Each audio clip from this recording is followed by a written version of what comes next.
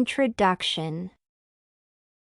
The short story, Scar, is about An-Mei, who is the main character. Her mother had deserted the family and married a rich merchant as a concubine and the fourth wife. When her father died, her brother and she were forced to live with their relatives. The grandmother, Popo, was very influential in An-Mei's life. She tells An-Mei frightening stories about the importance of living a morally right life as well as being obedient.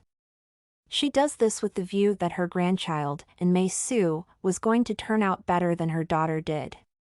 All her life she felt worthless, and this molded her character in later life. When her mother briefly visits them, An-Mei starts to believe all the bad things that her grandmother told her about her mother. There are various themes evident in the short story, including past suffering and understanding. The author gives a physical description of An-Mei that helps the reader to understand her reasoning and her perspective towards life. This paper will discuss the major themes and the character An-Mei. It will also focus on the importance of An-Mei in the story and how her influence on other characters. Discussion. As a character, An-Mei is important in portraying the suffering that existed in China and the pain people had to go through to overcome this suffering. Despite being deserted by their mother, An-Mei is loving and cares for her. When Popo and her mother are arguing, a pot of hot soup spills on An-Mei and she sustains serious burns on her body. This crisis in the story is important because we get to see An-Mei as a loving person. It also explains the physical scars that she carries throughout her life. The crisis also shows An-Mei's mother as caring and helps the reader to understand some of the reasons that drew her to leave her children. The family members throw her mother out of the homestead, leaving An-Mei in a serious condition. Popo's understanding of the love that An-Mei had for her mother tells her that if she does not get well, her mother will forget about who she is. An-Mei shows her strength and determination by recovering from the burns, although being left with physical and mental scars. An-Mei can be described as an intelligent, perceptive, and sensible person. All through the story, we see her understanding her position and acting according to her conscience. Even after her mother left them, we never see her feeling pity for herself or resigning herself to fate. She understands the reasons that drove her mother to do the things she did and never faults her for her actions. The short story focuses on the lack of communication that exists between daughter and mother. Popo disowns her daughter after she deserts her husband and children. This leads to the apparent separation between An-Mei and her mother.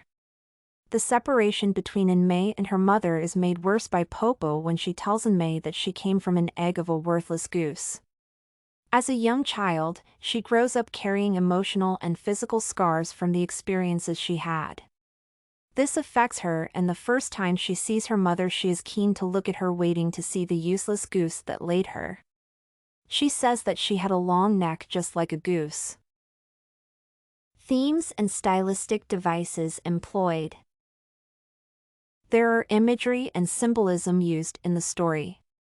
Popo, while trying to describe her daughter to her granddaughter, uses the word goose to show how immoral and evil a person she was. The use of the term goose shows the destitute lives the people are leading and how they try to improve, trying to become swans.